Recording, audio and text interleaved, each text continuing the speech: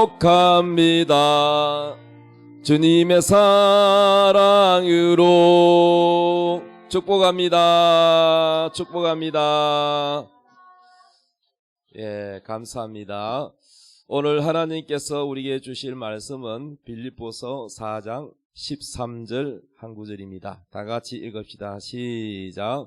내게 능력 주시는 자 안에서 내가 모든 것을 할 수 있느니라. 아멘.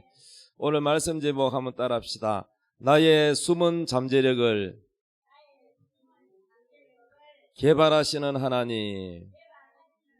아멘. 예, 하나님 사랑하시면 아멘 합시다. 하나님은요, 여러분을 사랑하셔서 하나님이 정말 나를 사랑하십니까? 의심할 필요 없어요. 힘들고 어려워도 하나님이 안 계신 것 같지만은 하나님 정말 나를 사랑하십니까? 이렇게 물으면 하나님이 뭐라고 하신지 아세요? 내가 너를 사랑하였기 때문에 내 아들 예수를 너의 모든 저주와 죄를 짊어지고 십자가에 죽게 하였느니라. 이보다 더 큰 사랑이 있느냐? 할 말이 없지요. 사랑할 것이가 아니라 이미 사랑하셨습니다. 그러므로 우리가 좀 힘들고 어려운 일이 있더라도 하나님을 의심하면 안 돼요. 하나님은 나를 사랑하신다. 힘들고 어려울 때마다 10번 외쳐보세요. 따라합시다. 하나님은 나를 너무너무 사랑하신다. 믿습니까? 예. 하나님의 부르심을 보라 그랬어요. 고린도전서 1장 26절에 보면 형제들아 너희를 부르심을 보라. 오늘 여기 다 앉은 분들은 하나님 불러서 왔어요. 여러분이 오고 싶어서 왔든 어쨌든 간에 여러분이 신앙생활을 하는 거 하나님이 불러서 오셨습니다. 여러분 마음을 움직이시는 분도 하나님이세요. 형제들아 너희를 부르심을 보라. 육체를 따라 지혜로운 자가 많지 아니하며 능한 자가 많지 아니하며 문벌 좋은 자가 많지 아니하도다. 그러나 하나님께서 세상에 미련한 것들을 택하사 지혜 있는 자들을 부끄럽게 하려 하시고 세상에 약한 것들을 택하사 강한 것들을 부끄럽게 하려 하시며 하나님께서는 세상에 천한 것들과 멸시받는 것들과 없는 것들을 택하사 있는 것들을 피하려 하시나니 이는 아무 육체도 하나님 앞에서 자랑하지 못하게 하려 하심이라.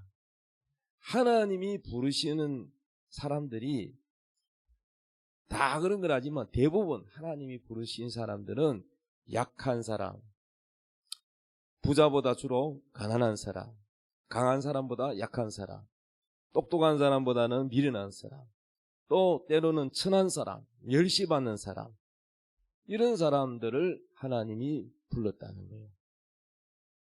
왜 하나님은 똑똑한 사람 부르지 않고 이렇게 약한 사람을 불렀을까? 그 이유는 하나님 앞에서 어떤 육체라도 자랑하지 못하게 하려 하십니다. 하나님은 잘난 척하는 거 싫어하세요. 교만한 사람을 싫어합니다. 그래서 하나님이 부르심을 봐라. 하나님이 부르신 사람들, 교회 안의 사람들 잘 봐라. 어떤 사람을 불렀는가? 그래서 하나님은 미련하고 약하고 가난하고 그런 자들을 불러서 하나님의 지혜, 하나님의 능력, 하나님의 권능을 주셔서 고쳐서 사용하신다는 겁니다. 할렐루야. 그래서 하나님은 영광을 받으시기 위해서 사람이 너무 똑똑하고 뭐 자기 잘나는 거 내세우면은 하나님 때문에 된 게 아니고 자기가 잘나서 그렇기 때문에 하나님 영광이 드러나지 않아요. 그래서 하나님은 영광을 받으시기 위해서 미련한 자, 약한 자, 천한 자, 멸시받는 자를 어떻게 하느냐? 고쳐서 사용하시기를 원하십니다. 할렐루야. 따라합시다. 하나님은 고치시기를 원하신다. 하나님은 잘 고치시는 분이에요. 저도 이제 손재주가 있는 그런 재능이 있어요. 저한테는. 예. 그리고 저 뒤에 시커먼 큰 선풍기 있잖아. 우리 교회 안에. 저것도 뭐 메이크 넣는 거라고 샀는데요. 다 중국에 생산하니까 이 받침대 겉은 멀쩡한데 중국에 생산하다 보니까 재료가 다 안 좋아. 그래가지고요, 안에 이 무겁게 뭘 받쳐놨는 게 다 깨져버렸어. 그래서 그것을 예서 받으려고 전화를 아무리 해도 전국 어디를 전화해도 전화도 안 받아. 배가 부른지 예서 센터가 전화를 안 받아요. 전화는 있는데. 그래서요, 그 센터 부품 뭐 있는지 없는지 물어보려고 전화를 해도 전화를 안 받고, 또 괜히 그냥 갔다가는 헛걸어 말 거고 시간만 낭비할 것 같아서 제가 저것을 다 일일이 뭐 한두 군데가 아니요, 많이 깨진 거를 하여튼 하나님의 지혜로 고쳤습니다. 그래서 아주 튼튼하게 고쳤는데, 예, 하나 꿀팁을 얘기해 드리자면, 뭔가 깨지거나 갈라진 거 있으면은 강력 접착제 더하기 그 뭡니까, 무슨 가루라 그러지? 그 세제 대용으로 쓰는 가루, 그 뭐라 그럽니까? 베킹 소다 가루. 그러니까 이 강력 접착제 액을 뿌리고 난 다음에 베킹 소다를 뿌리면은 그 가루가 이거와 섞여 가지고, 예, 딱딱한 플라스틱이 됩니다. 예, 한번 해보세요. 굉장히 돌처럼 단단해집니다. 그래서 아주 얇은 것도요, 얇은 거는 이거 참 견디기 힘들잖아요. 그런데 할 수 있어요. 그래서 제가요 손재주 있어가지고 자동차도 잘 고치고 집안에 보탬이 되고 있습니다. 자, 그 제 자랑해서 죄송한데요, 왜 이런 얘기를 하냐면은 하나님도 이와 같이 쓸모없는 사람들이 버린 것을 고쳐서 사용하는 하나님의 능력입니다. 예. 그래서 사람들이 고장났다고 버리면 저는 다 고쳐서 쓰거든요. 그러니까 하나님도 이와 같이 멀쩡한 것보다, 좋은 것보다 쓸모없고 약하고 무능한 사람을 불러서 하나님이 하나님의 능력을 주어서 하나님의 지혜를 주고 하나님이 그의 재능을 끄집어내고 또 용기를 주어서 하나님이 고쳐서 사용하기를 기뻐하신다는 거예요. 할렐루야. 그래서 저는요, 여러분 볼 때는 뭐 어떻게 볼지 모르겠습니다만은요, 저는 정말로 약한 자고 또 무능한 자고 또 자존감이 아주 낮은 사람이었어요. 자신감이 없는 사람이었습니다. 그러나 하나님께서 저를 고쳤어요. 저를 고쳐서 설교도 할 수 있고, 학교 다닐 때는요, 얼마나 수치심 부끄러움이 많은지 일어서 책 읽으라 그러면은 손이 덜덜덜 떨리고 얼굴이 빨개졌어요. 사람 친구도 잘 사귈지도 모르고 내성적이고 그랬습니다. 그런데 하나님께서 저를 고쳐서 사용하셔요. 성령을 부어주시고 말도 잘하게 해주시고 탐나게 해주시고, 미국의 유명한 치유 능력장 베니힌 목사님이라고 있어요.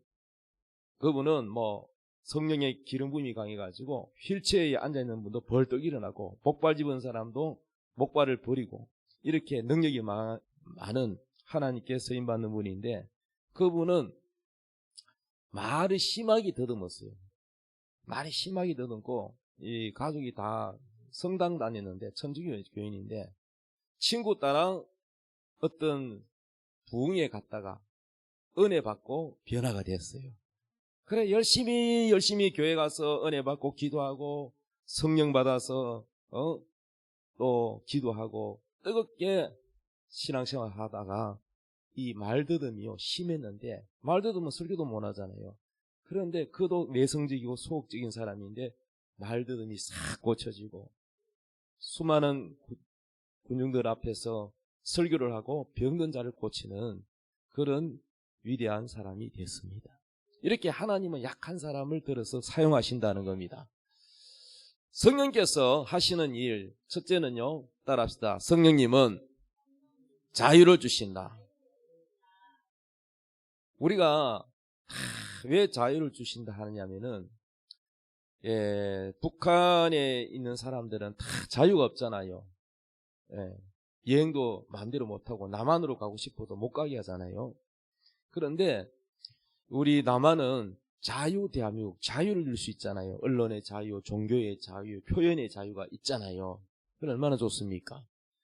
그런데 하나님께서 우리를 볼 때에 다 마귀의 종이야. 사람들 인생들이 전부 마귀에게 묶여 있어요. 그래서 사람들은 뭔가가 힘들고 풀리지 않고 여러 가지 가정에 우한 질고가 있으면은 예수 안 믿는 사람들은 어디 가요? 무당한 데 찾아가요. 무당한 데 찾아가서 점을 치고 구다라고 하면은 없는 형편에 빚내 가지고 100만 원, 200만 원 뭐 구슬합니다. 그래서 여러분요, 다 하나님 보니까 마귀한테 잡혀가 속고 사는 거예요. 북한의 사람들이 김정은에게 속아서 남한은 뭐 거지 나라라 그러는데 남한에 와보니 정반대잖아요. 북한이 더 거지잖아요. 그래서 6.25도 북이 먼저 침략해놓고는 남한이 먼저 침략했다고 가르칩니다. 그래서 남한에 와서 교육받아 보니까 영반대거든요. 이렇게 전부 거짓말로 또 하고 다 서로 감시하게 만듭니다. 집에 수상한 행동을 하면 전부 보고하게 됐습니다. 이렇게 감시감독하는 자유가 없는 북한 사람들 우리가 보면 불쌍한 것처럼 하나님이 우리를 볼 때 참 우리를 불쌍히 여기시고 사랑하셔서 마귀에게 눌린 것을 하나님께서는 벗겨주시고 자유를 주십니다. 그래서 우리를 치료하기 전에 먼저 하나님은 우리를 죄에서 자유하게 해주시고 마귀로부터 우리를 자유하게 해주세요. 할렐루야. 그래서 성령님은 우리를 고쳐서 사용하시는데 첫째는 영적인 것을 자유하게 해서 우리를 고치십니다. 그 다음에 성령님은 우리를 치유하십니다. 우리가 예수님 만나서 은혜 받기 전에는 사람들이 다 뭔가가 이 마음에 상처들이 많아요. 상처들이.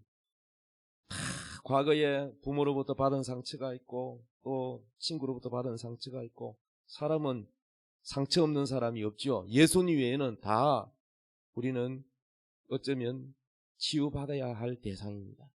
환자에 불과합니다. 그래서 성령님은 우리의 상처들을 다 하나씩 하나씩 치유를 하십니다. 할렐루야. 치유를 해야 우리가 발전되고 나 하나님께 귀하게 더 크게 쓰임받기 위해서 우리를 고치시는데 치유를 하신다는 걸 알아야 됩니다. 예, 저도 어릴 때 상처가 많은 사람이에요. 그래서 하나님께서 어떤 책을 통해서 또 설교를 통해서 또 하나님께서 성령을 부어주셔서 제 마음의 상처를 치유해 주시고 또 깨닫게 해주시고 내 자신을 보게 하시고 치유에 관한 어떤 그런 상담 심리학 같은 그런 책을 통해서도 하나님이 깨닫게도 해주십니다. 이렇게 성령님은 우리를 치유하셔서 고쳐서 사용하신다는 것을 여러분이 아셔야 됩니다. 그 다음에 성령님은 우리에게 은사를 주세요.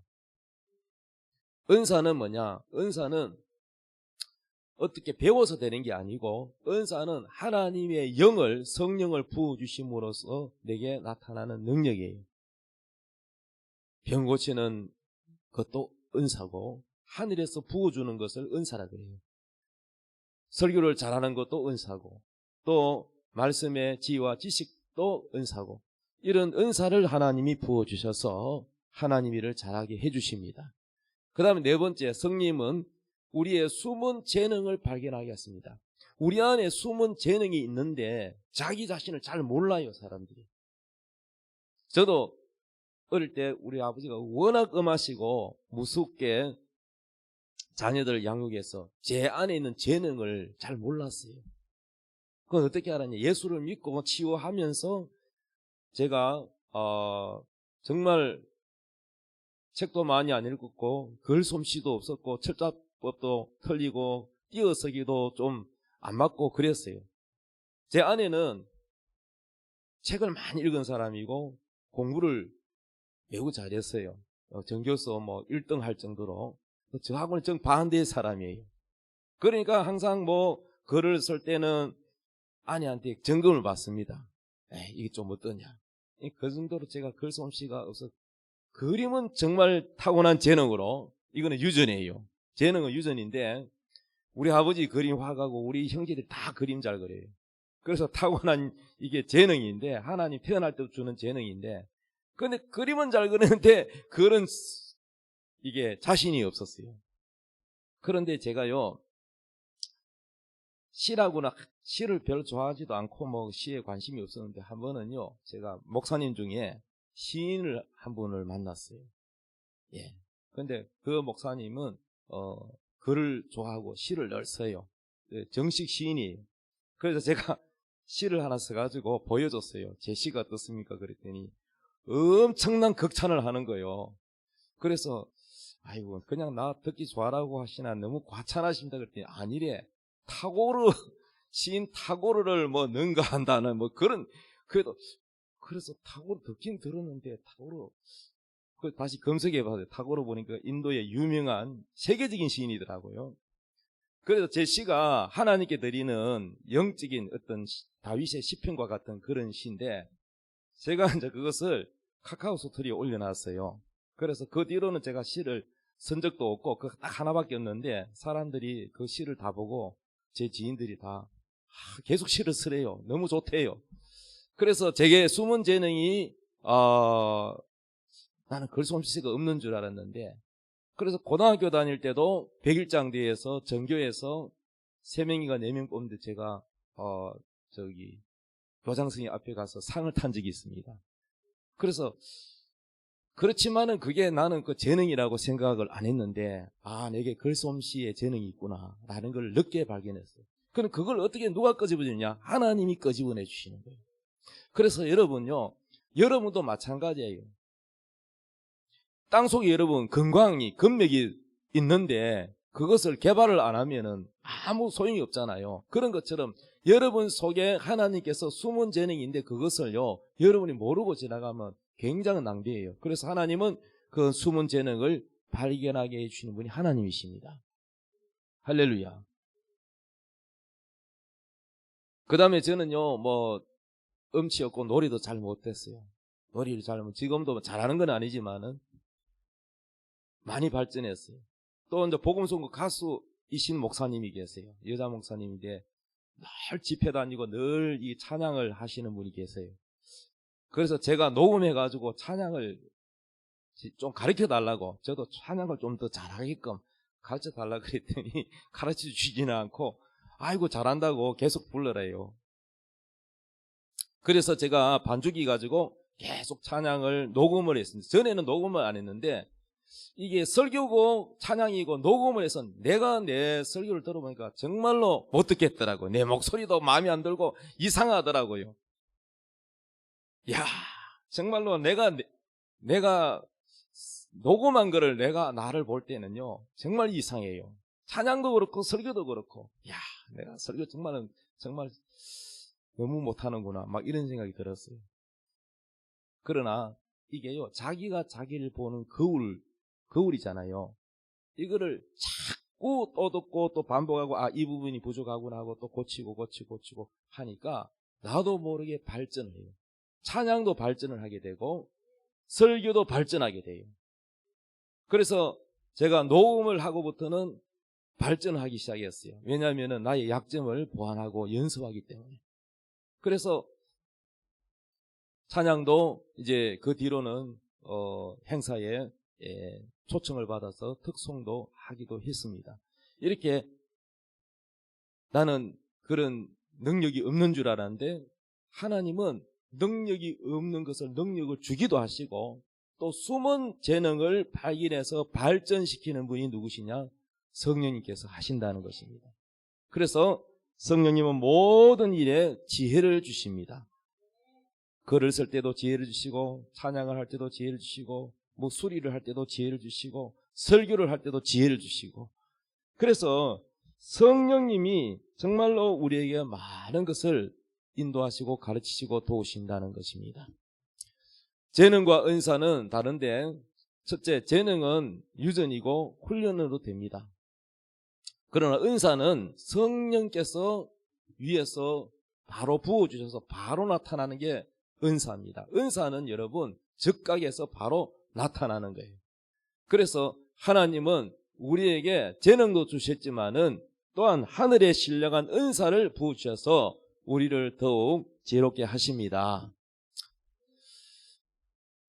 다 같이 읽읍시다. 시작. 내게 어떤 잠재력이 있는가? 그러면 나에게는 어떤 잠재력이 있는가? 그것을 알려면은 무엇에 지치지 않는 취미가 있는가를 알아야 됩니다. 나는 뭘 하면은 막 그것이 잠도 안 자고 즐겁고 막 그것을 내가 지치지 않고 그걸 좋아하고 잘하는 게 있어요. 그게 바로 뭐냐면은 하나님이 여러분에게 준 달란트입니다. 잠재력이라는 거예요. 여러분이 하나님께서 주신 이 달란트인데 그것을 여러분은 발전시킬 필요가 있습니다. 하나님이 잠재력을 주시면 그 잠재력을 따라 취미로 나타납니다. 그게 좋아하게 되는 거죠. 억지로 하는 게 아니라 좋아서 즐겁게 취미로 나타나게 만들어 주시고 내게 무슨 소질이 있는지를 알게 하신다는 거예요. 여러분 뭐 할 때 즐겁습니까? 그것이 바로 여러분에게 주신 하나님의 잠재력이라는 겁니다. 책에 당신의 잠재 능력을 이끌어내는 세 가지 힘이라는 이 책을 쓴 테니스 콕스라는 사람이 있는데요. 이분은 책에서 목표를 성취하게 해주는 세 가지 힘을 알려줍니다. 예, 알려주는데 첫째는 흔들림 없는 목표의식을 가져야 된다. 사람이요 성공하고 발전하려면 목표가 분명히 있어야 돼요. 저는 이제 핸드폰에다가 핸드폰은 늘 가지고 다니니까 핸드폰에다가 이 카렌더 달리기 있잖아요. 그 날짜별로 스케줄을 미리 다 거기다가 메모를 해둡니다. 그럼 오늘 해야 할 일을 메모를 합니다. 오늘은 무엇을 하고 설교를 하고 무엇을 수리하고 무엇을 해결하고 그러면 내가 오늘 해야 할 일을 갖다가 메모를 하면은 그것을 다 메모를 한 것에 대하여 오늘 내가 다 했는지 아니면 내일로 미뤘는지 그게 나타나잖아요. 그 다음 못 했을 때는 그 다음 날로 또 이렇게 넘어가게 됩니다. 자, 그래서요 메모하는 습관을 가지고 또 어떤 해야 할 일을 목표를 설정하면은 그 목표의식을 가지게 되고 그리고 목표를 따라서 열심을 내게 됩니다. 그러나 발전이 없는 사람은 아무런 뭐가 없느냐 목표가 없는 거예요. 시간만 계속 낭비하는 그냥 시간이 가버리는 것이 아까운 시간이 가버리는 겁니다. 그래서 흔들림 없는 목표의식을 가져야 된다는 겁니다. 둘째는 억누를 수 없는 모험심이셔야 됩니다. 여러분 목표만 가지면 뭐합니까? 그에 대한 뭡니까? 실천하는 그러한 모험심이 있고 거기에 대하여 혹심을 가지고 여러분 도전해야 됩니다. 셋째는 자신의 발전을 향한 끊임없는 갈망이 있어야 된다고 합니다. 이 세 가지가 있어야 된다는 것입니다. 마르크 샤갈이라는 사람입니다. 저분은요 미국의 화가인데요. 저는 샤갈이라는 화가는 이름은 들어본 적이 있지만은 저분에 대해서 자세히 몰라요. 저는요 몰랐는데 이번에 설교 준비하면서 샤갈이라는 분에 대해서 좀 더 구체적으로 알게 되었어요. 근데 저분은요 화가는 화가인데 그림을 언제 그렸냐 70세 넘어서 은퇴 다 하고 다른 일 하다가 은퇴하고 할 일이 없으니까 우리나라로 치면 뭐 바둑 장기 이런 거 외국인은 체스라 그러죠. 그런 거 하다가 심심하니까 자기가 좋아하는 그림을 그리기 시작했어요. 70세 이후에 늦게 그림을 시작했는데 101살까지 살면서 22번의 전시회를 했고 그 전시회를 통해서 알려지게 되었는데 이 유명한 화가로 명성을 얻었습니다. 늦게 시작했는데도 저렇게 샤갈은 자기의 숨은 잠재력을 발견하게 된 것입니다. 사람들이 야 잘 그린다 멋있다 막 사가니까 알려지게 된 것이죠. 제가 샤갈을 보면서 희망을 가집니다. 왜냐하면 제가 과거에 화가가 되려고 몰래 입시학원 다니고 우리 아버지한테 들켜가지고 접었거든요. 그래서 은퇴하면 그림 그리려고 그래서 여러분요 숨은 잠재력을 하나님이 끄집어내 주시는 거예요. 그 다음에 존 번연이라는 저분은요 철로 역정의 저자인데요 1660년 찰스 2세의 강경한 종교 탄압 속에서도 복음에 대한 견딜 수 없는 열정으로 설교를 하다가 설교했다고 12년간 감옥에 갇혔어요. 근데 저 영국에는요 옛날에 법이 있었는데 나라의 허락 없이 설교하면은 감옥 가요. 근데 저 존 번이라는 저 젊은 청년이 허가도 없이 허락 없이 설교를 하다가 그 법대로 감옥에 갇힌데 12년간 옥에 갇혔을 때에 부인은 사망을 했고 자녀들은 고아가 되는 비참한 상황 속에서 그는 감옥 속에서도 하나님 앞에 기도하고 쓴 책이 바로 베스트셀러 철로 역정이라는 책을 썼어요. 그 책 내용은 크리스찬들이 천국 갈 때까지 수많은 환난과 또 고난과 유혹이 있는데 그것을 다 이기고 천국에 도착하는 그러한 나그네의 여정을 그린 그러한 책입니다. 여러분 존 번연의 철로 역정 크리스찬이라면 꼭 한번 읽어보시기 바랍니다. 만화로 된 것도 있어요. 만화로 된 것도 있고 영화도 있고 꼭 보시기 바랍니다. 필독서예요. 그래서 존 번연이 그 감옥 속에서 쓴 책이 베스트셀러가 될 줄 누가 알았겠어요? 그에게 글을 쓰는 잠재력을 하나님이 주신 거예요. 성악가 김호중 씨는 여러분 잘 알죠? 영화 파파로티, 저도 영화를 봤는데 주인공으로 초등학교 시절에 부모님이 이혼해가지고 할머니 손에 성장을 했습니다. 중학생 시절에 방황하다가 경북예술고등학교 입학했지만은 조폭 생활했어요. 조직폭력죄 속에 들어가서 밤 무대 밤 유흥업소 관리하는 사람이 되는데 학교를 뭐 제대로 출석도 안 하니까 퇴학당하는 위기가 있었어요. 그러나 서수영 선생님을 만나가지고 그의 지도를 따라서 퇴학 안 당하고 고등학교 공부를 계속하고 해서 나중에는 유명한 성악가가 됩니다.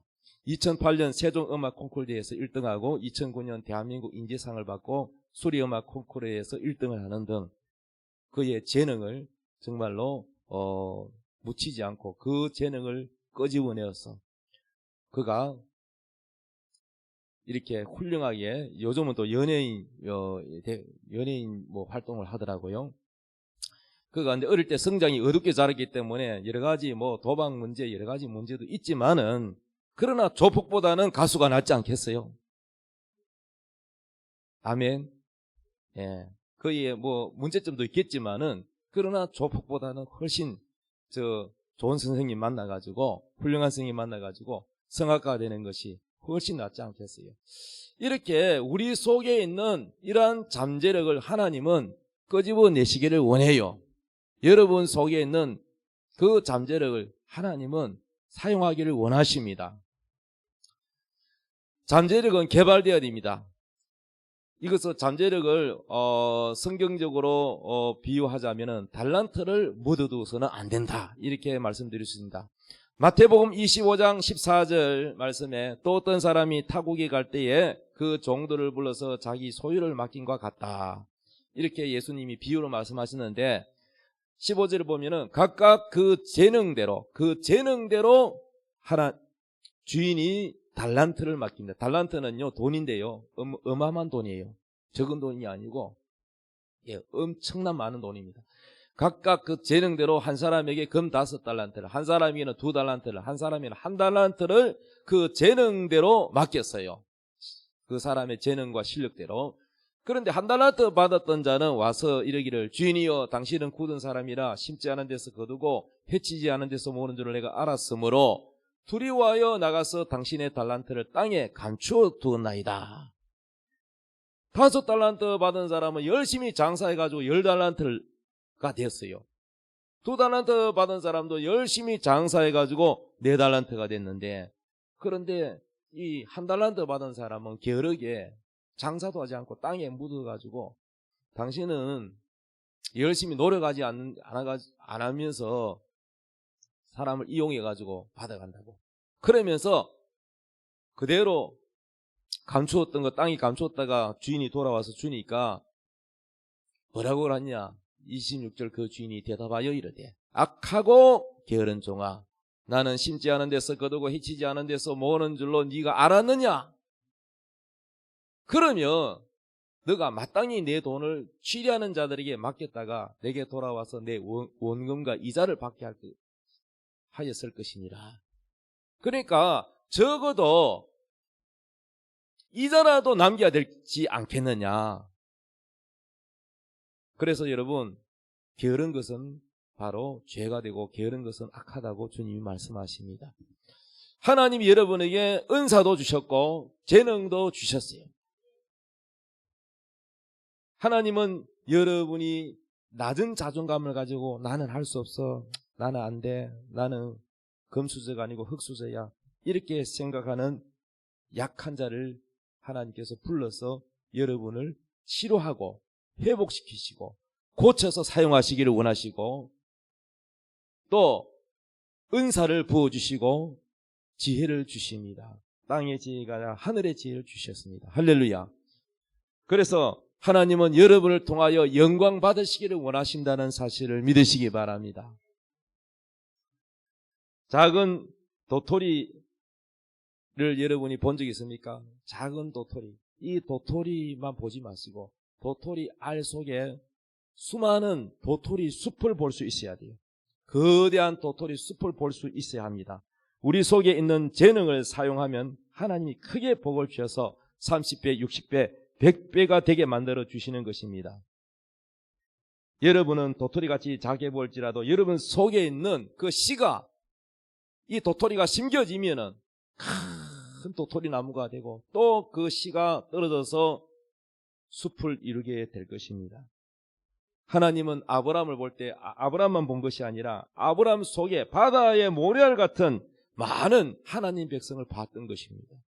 이와 마찬가지로 하나님은 여러분 속에 있는 엄청난 하나님의 재능을 주셨고 축복을 주셨습니다. 그것을 여러분 활용하시기 바랍니다. 여러분 그 닭 장사하는 분 중에 하림 닭이라고 있죠. 하림 본 적이 있어요. 주식회사 하림그룹의 김홍국 회장님은요, 신앙이 신실한 장로님이십니다. 그분은요 11살 때 외할머니가 사준 병아리 10마리, 그 10마리로 시작해가지고 오늘날 재계 순위 26위에 자산 총액 16조 원으로 성장했다고 합니다. 병아리 10마리로 시작했대요. 여러분은 병아리 10마리 정도 되는 돈만 있으면 재벌 될 수 있어요. 그런데 문제는 뭐냐? 꿈이 없으면 아무것도 안 된다는 거죠. 목표가 있어야 되고 꿈이 있어야 됩니다. 도토리만 보지 말고 도토리 속에 있는 씨를 통해서 숲을 바라볼 수 있는 꿈을 가져야 여러분이 성장할 수 있다는 것입니다. 그래서 병아리 10마리로 잘 키워가지고 닭을 만들었고 동네 어느 닭장수가 눈여겨보다가 병아리 가격에 40배가 넘는 큰 돈을 주고 사갔다고 합니다. 이 돈으로 종잣돈이 돼가지고 이것으로 통닭 사 먹은 것이 아니라, 옷 사 입은 것이 아니라 이 종잣돈으로 병아리를 몽땅 사들여가지고 또 이것으로 닭을 만들어 팔았습니다. 10마리였던 병아리가 200마리로 늘어났고 그 다음에는 염소, 돼지 새끼를 더불어 같이 키워서 큰 농장 주인이 되었고 그리고 기업가가 되었습니다. 사랑하는 여러분, 하나님은 여러분에게 재능도 주셨고 은사도 주시고 꿈도 주십니다. 아까 사가이라는 분은 70이 넘어서 시작했는데도 여러분 늦지 않았어요. 그런데 여러분 속에 아이고 뭐 내가 이 나이에, 그러면 오늘 설교 하나만 합니다. 아이고 나는 장애자인데 뭐, 나는 돈 없는 가난한 병인데 뭐, 나는 흙수저인데 뭐, 나는 가만끈이 짧았어. 그러면 오늘 설교 하나만 합니다. 여러분, 하나님은 여러분이 꿈을 꾸고 여러분이 비전을 가지고 도전하면 하나님은 여러분을 도와주십니다. 살려주십니다. 꿈을 가지시고 비전을 가지시고 여러분의 숨은 잠재력을 하나님이 끄집어내 주시기 때문에 여러분 도전해 보시기 바랍니다. 그러나 단 나를 위해서 서지 말고 하나님의 영광을 위해서, 복음을 위해서 목표를 분명히 가진다면 하나님은 여러분을 엄청나게 성장시켜 주시고 축복해 주실 줄로 믿습니다. 남을 돕고 이웃을 돕고 가난한 사람을 돕고 복음을 전하려면은 이왕이면 가난한 사람보다 돈이 많은 사람이 힘이 있겠지요. 못 배운 사람보다는 배운 사람이 힘이 있겠지요. 손재주라도 있으면은 재능 기부라도 할 수 있지 않겠어요? 기술이라도 있으면은 뭐든지 할 수 있지 않겠어요? 그래서 여러분, 나는 안 돼, 할 수 없어라기보다 오늘 이 설교를 통해서 하나님이 여러분을 굳게 세울 줄로 믿습니다. 하나님께 귀하게 쓰임받기를 예수님의 이름으로 축복합니다. 다 같이 찬양하겠습니다. 하나님의 약속을 믿는 자.